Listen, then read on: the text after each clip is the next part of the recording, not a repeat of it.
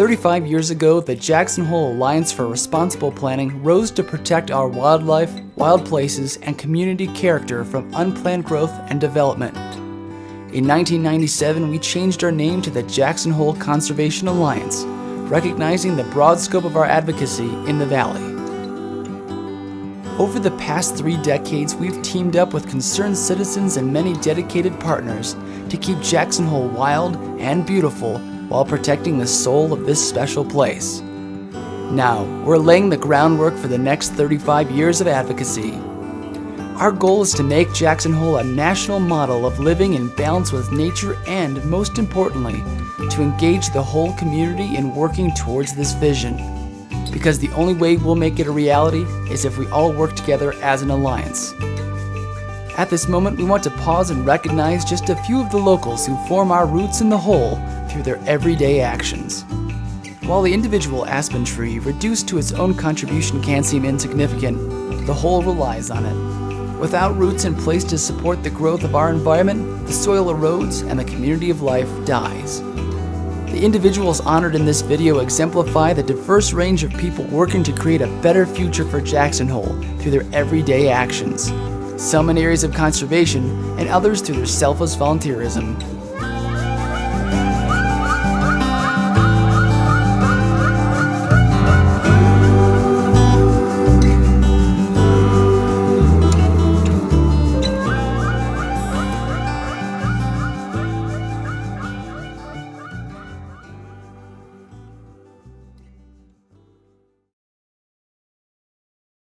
My name's Glenn Taylor. Well, I've lived in Jackson Hole all my life so far, but I can't claim to having been born in Jackson. I was actually born in Blackfoot, Idaho. My dad and mother and I moved onto this property the spring of 1950. We have hayfield here. We have a few mother cows. We also have had an outfitting business here ever since we moved here. That outfitter's license was issued to my dad the year I was born. That was 1934. That road project started a couple of years ago. The effort was initiated by my brother-in-law and my sister, Jane and Danny Budge. They realized that something needed to be done with that road because it was in horrible shape, as a lot of people will testify. So they decided that we, as property owners up here, should all get together and see if we couldn't do something about that. They did it right. They used hot mix asphalt, and they patched it last year, did an excellent job, and then again this spring. I shoveled some asphalt with that square nose shovel, and that was my part of it. I'd like to say a little bit about that newspaper picture. I shouldn't have been in there at all. The only reason they zeroed in on me is because word got around that I was going to be 80 years old soon, so they wanted to get a picture of an 80-year-old person shoveling asphalt, I guess. Those people that came here, some of them had never even seen a shovel. They pitched in, and I mean, you have to give them a heads up for the things that they did. They really did a good job. I don't feel like quitting anytime soon. I still go to work every day. If I have something to do, I get out there and do it, and I enjoy it.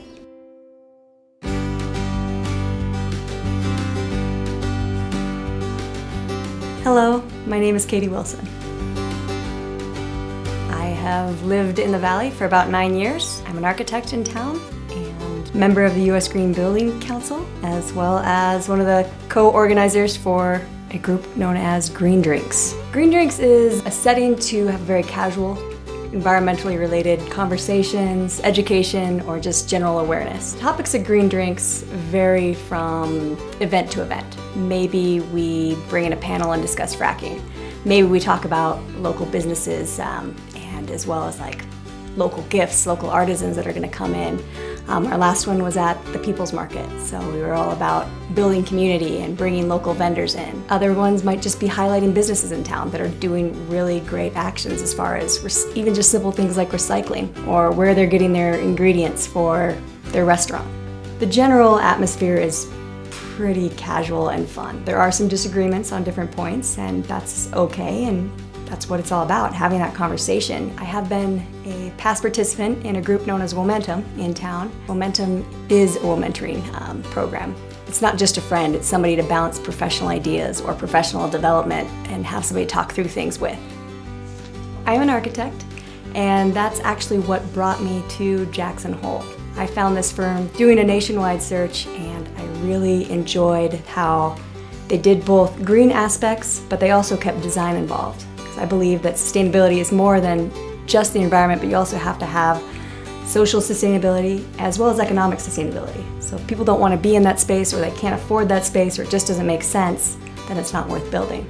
Jackson is a very powerful place. I love to climb up the mountains and ski down them. I love to hike, I love to bike, anything outside. This is our town, and we're going to be the next generation for it, so I think it's important to step up and get involved and be a part of the change that we want to see and what we want to see this valley develop into. My name is Vance Carruth. You'll notice hummingbird, chipmunk, my two favorite things. I've always loved nature, and I've always loved the outdoors. And when I came to Jackson Hole with my parents back in 1952 on a vacation, I discovered the wonders of the Grand Tetons, and I informed my parents then and there that I was going to come here and live. One of the things that I had noted was happening here were that we were having a lot of roadkill on the highways here.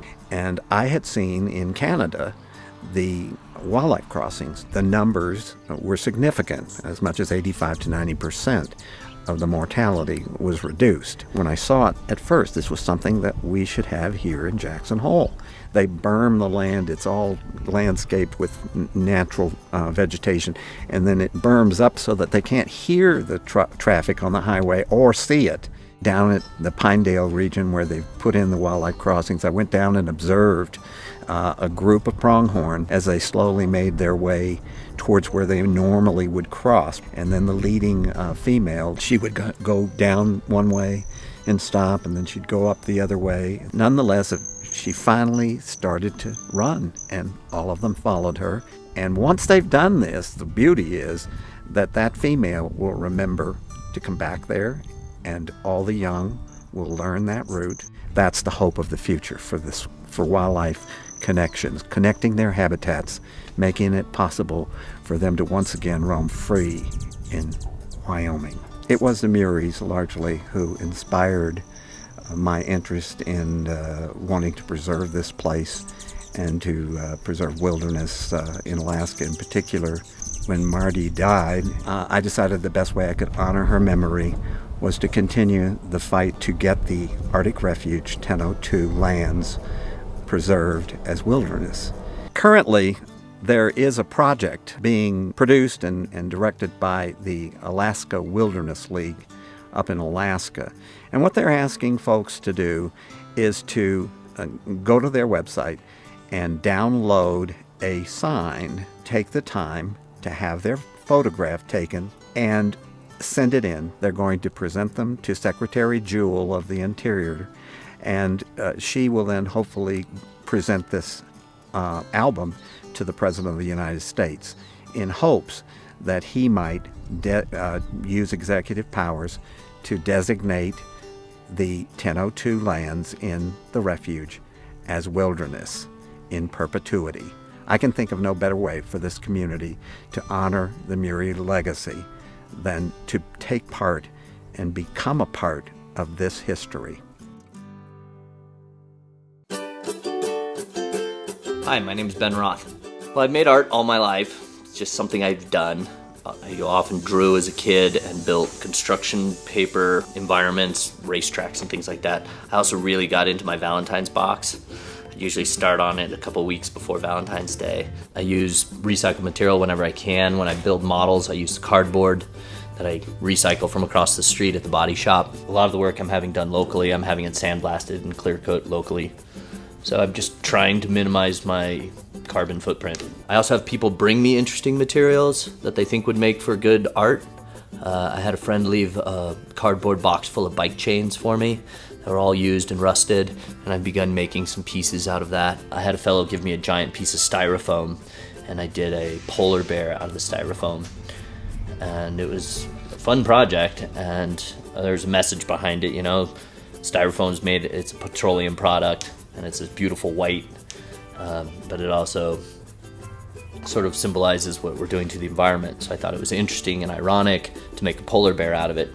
I did a snow sculpture at the Wildlife Museum. I worked with Jane Levino, and I realized doing that it's like the only really completely clean art form that I've worked with. You know, snow, we weren't using power tools, so it was hand tools and snow. And when it melted, there was no waste, there was no leftover. When I make art, it's not just to make pretty things, and I want it to have an emotional impact on people and make people stop and think. And I think the environment and conservation and the natural world is something that we need to stop and think about. I don't know if I'm making the world a better place, but that's sort of my goal. Yes, I'm Addie Donnan. Who's that gentleman sitting next to you? That's the best guy in the world. His name is Ted Donnan. You want to say anything about yourself? No, not yet. Oh, okay.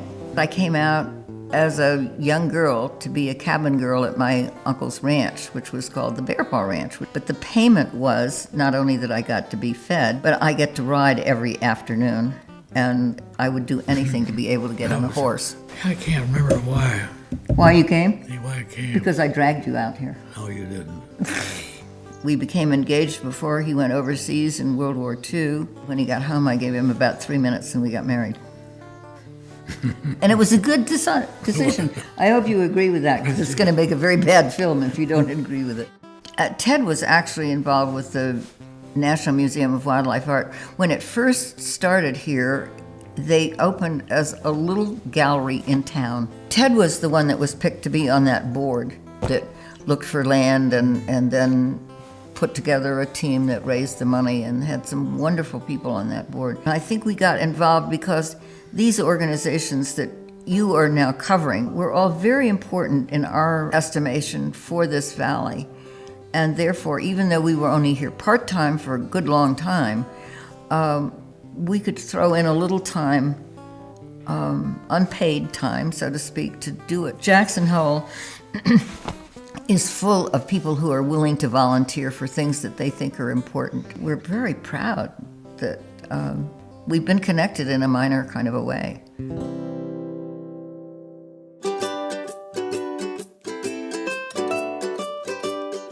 My name is Carter Cox. There's usually a horse in this pasture, and it's not here this summer, so we took the opportunity to build a community garden. I serve as the Director of Operations for Slow Food in the Tetons. We have programs like the People's Market, which is a weekly farmers market that happens over at Snow King. We try to keep the food for the People's Market pretty close, so a lot of the food here is grown over in Victor and Driggs in that area. You'll see a lot of it be very seasonal. We're starting to get berries and stuff, but for the most part, it's from right around in our area. Food is something that we all do every day, and it's connected to every piece of our environment. So I think that if we as a community work to transform and improve our food system here and make it more localized and regional, then we'll be able to make a huge impact on all of those other environmental factors. When we just first moved to Jackson, which was about 1.5 years ago, we were looking for childcare for our older daughter, Piper. And I was looking at the food that people were serving, and it was like nothing that she had ever eaten before. So I started asking questions, where does the food come from?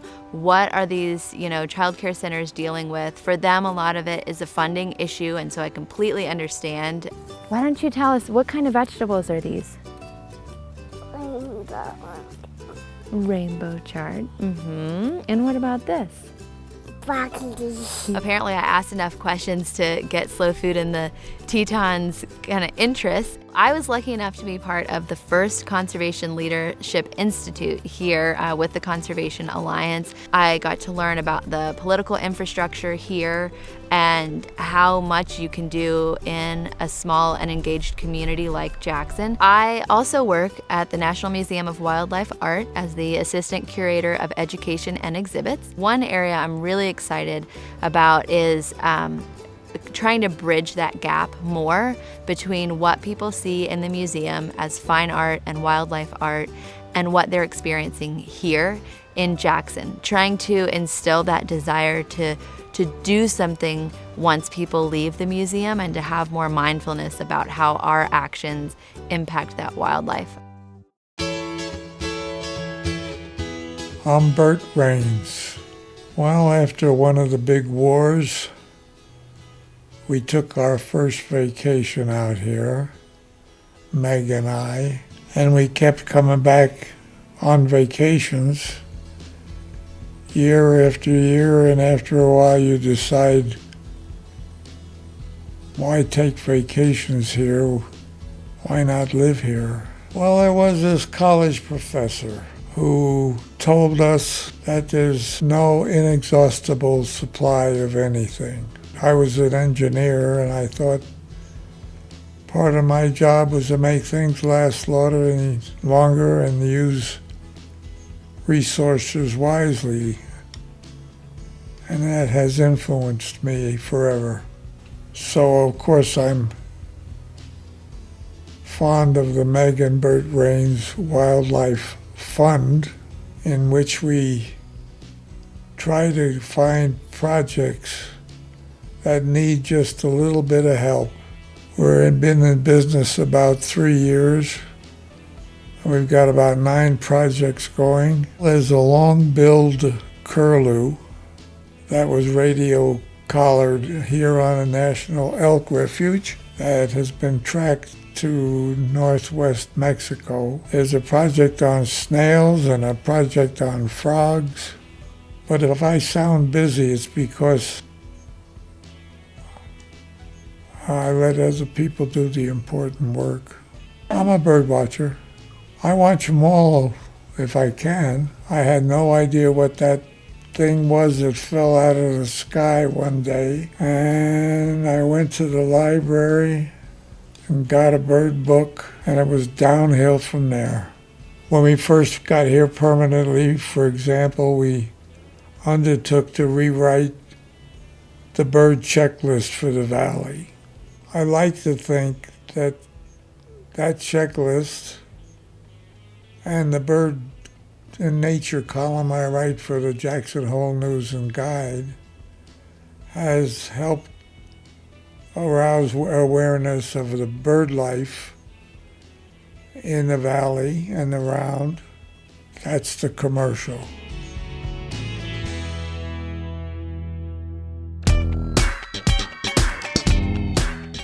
My name is Stephanie Thomas, and I am a volunteer for Teton County Search and Rescue. Teton County Search and Rescue is a group of volunteers who are organized through the Sheriff's Department. There are 31 of us. Together, we work to rescue people in the backcountry in Teton County. We've done everything from cave rescues to whitewater, lost people, injured. We've helped Grand Teton National Park a number of times. We've had 28 rescues since June 1st, so we've had a pretty busy summer. I ran the capital campaign and then started the Search and Rescue Foundation, which now supports the team members as well as does community outreach and advocacy. The 7 months of the year that we do have a helicopter, it lives right in this room with its fuel truck, so it's ready to go whenever we have a rescue that we can use it on. We are kind of stocked to the gills because you've got to be ready for anything. On a number of rescues, we've shown up and they've said bring your caving gear, your high angle gear, your avalanche gear, get ready to spend 24 hours in the backcountry. So I actually signed up to be part of the Momentum program a number of years ago. And I was chosen to be a mentee and was very fortunate to be granted the opportunity to be mentored. I had just had a baby. I was transitioning with jobs. My husband and I were thinking about buying a home. So there was a lot going on in my life, and it was just such an amazing experience to have someone like Missy be part of all of that. Last year I applied to be a mentor in the Momenting community and was chosen and had a wonderful mentee. I'm also involved with GAP, Girls Actively Participating, which is a nonprofit in town which takes middle school girls after school and allows them to participate in all sorts of activities in the community. GAP last year served 72 girls in the middle school, which is about 26% of their female population.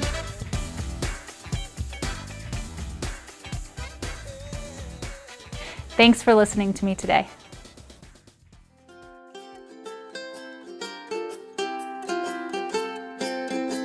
My name is Allie Dunford and I am volunteering at the Jackson Cupboard. Whole Food Rescue, the nonprofit that I started, brings food here 6 days a week. I moved up to Jackson in 2013, and upon moving here, I started dumpster diving at the Jackson Hole Grocer. Up to 50% of the food circulating in the US is thrown away. So imagine you go to the grocery store, you buy 2 bags of groceries, immediately throw one of those away, whether or not anything in it has gone bad. After about 6 months of dumpster diving, I got fed up with how much perfectly edible food I was finding in the trash, so I decided to do something about it. And since then, we have taken on 7 donors and we give to 9 different receiving organizations. I am a graduate of the first class of the Conservation Leadership Institute. When I started Whole Food Rescue, I made the mistake of taking on way too much all on my own. And what the Leadership Institute taught me was that to be a leader means to inspire other leaders. And over the course of the last 6 months, I've done that by diversifying my leadership and giving the opportunity to lead and excel to my coordinators, is what we call them. We are 100% volunteer run, and we have anywhere from 30 to 45 volunteers every week. We started biking mostly all of it because I didn't have a car. We were picking up loads up to 500 pounds during some of these pickups, so that would be a good 6 hours of biking if we were to bike it all. So we started driving some of the rescues. It's mostly whole foods, perishable foods. Produce is the main thing, but we also do some packaged goods and bread as well. My first time dumpster diving was funny. I was with one of my best friends in Boulder, and she got in the trash and I was the watchdog, and a car drove by and I was so terrified that I shut the dumpster lid, locked her in the dumpster, and ran. Something that people always ask me is, didn't you get sick eating out of the dumpster? And I never did. I've only gotten food poisoning once, and it was eating at a restaurant. A lot of people have really become reliant on it, and we love to be able to provide this healthy food for people that actually need it and can use it.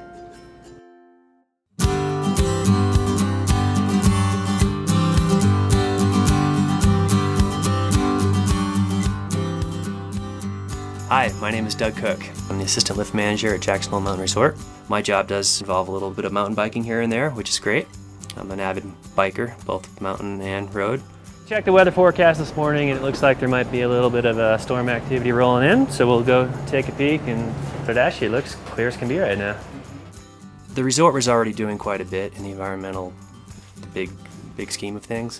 What I wanted to do, what my committee wanted to do, was bring some awareness to not only our guests but our employees, just to let them know what we're doing and hopefully they can also contribute to it. Last winter we started our environmental awareness night.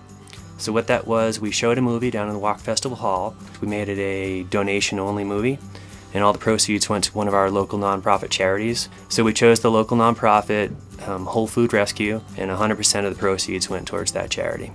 I try to ride more miles in a year than I do drive my car. So last year was the first year I achieved that one. So I think I had a little over 11,000 miles and drove my car about 6,500 miles. I try to obviously ride my bike to and from work on a daily basis. I don't think I've missed a day in about 3 years now, so I've had a pretty good record of rain, snow. As soon as the summer season commences, I'm on my bike to and from work. And then in the wintertime, when it's obviously too snowy to ride, I'll be taking the bus. They've really maximized the space here. The trails here really kind of wind around, and it's good biking.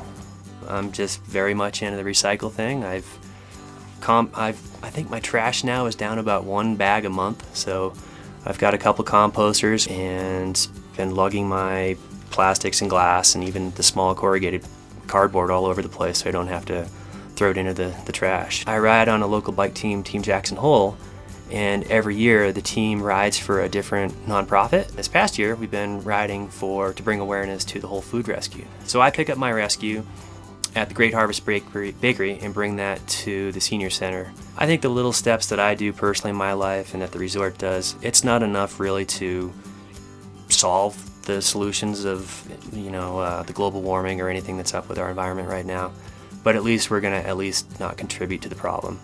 Well, I guess that's it, folks. I have got to go back to work.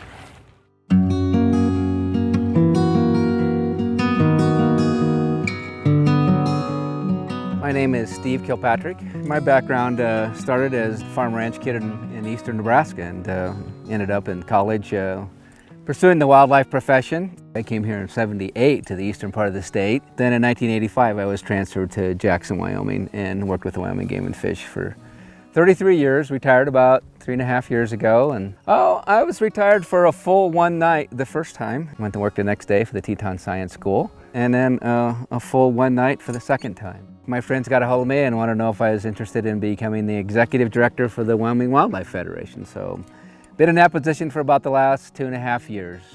I guess I failed retirement, got a big F. I inherited some of the genes of my grandfather, who was a farmer in eastern Nebraska, still driving his pickup truck at 104, and he was still building clocks. He never really retired. Why retire when you can keep contributing to conservation? I was very fortunate. Many years ago, not long after I was here, just called up Marty Murray and introduced myself and said, I need help, I don't know what to do. From a habitat standpoint, he said, you have to build teams. So from that day forward, got off the dozer, picked up the blade and left, and started being a team player instead of a dictator.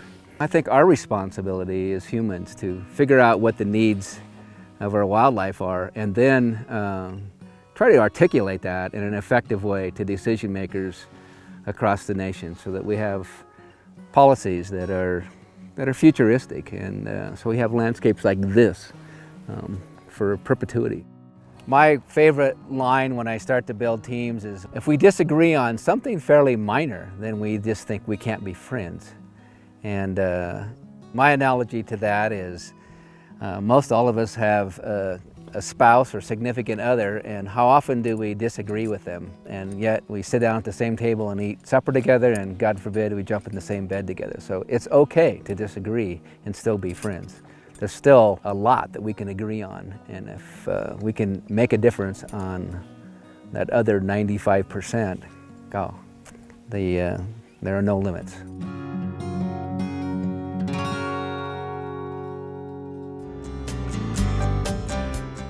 My name is Susan Marsh. I moved here from Montana to work with the Bridger-Teton National Forest then.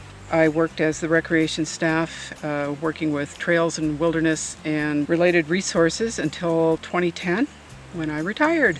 But since the time I worked for the Forest Service, which is 31 years, I have been in recreation a lot, and so it kind of becomes habit to kick rocks off the trail and pick up trash. And so I just do that, and so do a lot of other people I know. And now I'm carrying a big bag so that I can collect musk thistle heads so they don't go to seed. The Putt-Putt Trail is a really crucial wildlife habitat, and it is open to people and their dogs in the winter, but you have to keep your dog on a leash.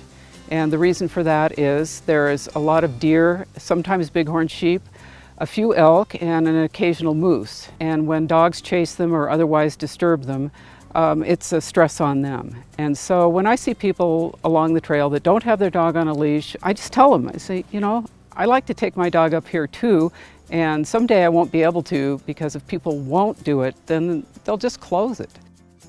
I've been publishing my poetry since the mid-'70s.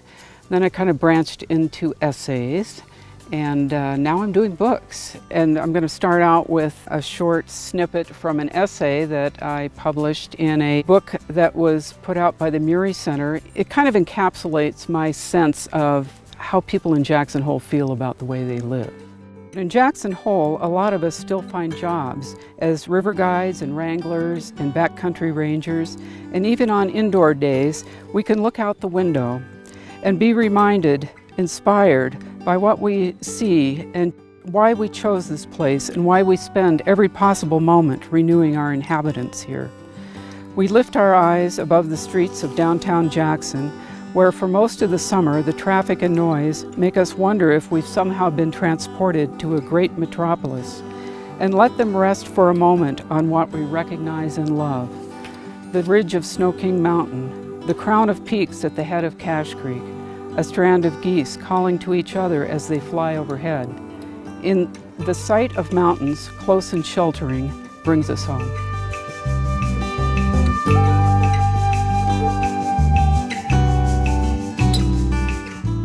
Congratulations, Conservation Alliance, on your 35th anniversary. Happy anniversary. Happy anniversary. We are so proud of the Alliance. It has done so many wonderful things in this valley to protect this place that we love so much, both Ted and I. Happy anniversary, Conservation Alliance. Happy anniversary to the Jackson Hole Conservation Alliance. Happy anniversary, Conservation Alliance. Thank you for putting me through Conservation Leadership Institute. Happy anniversary.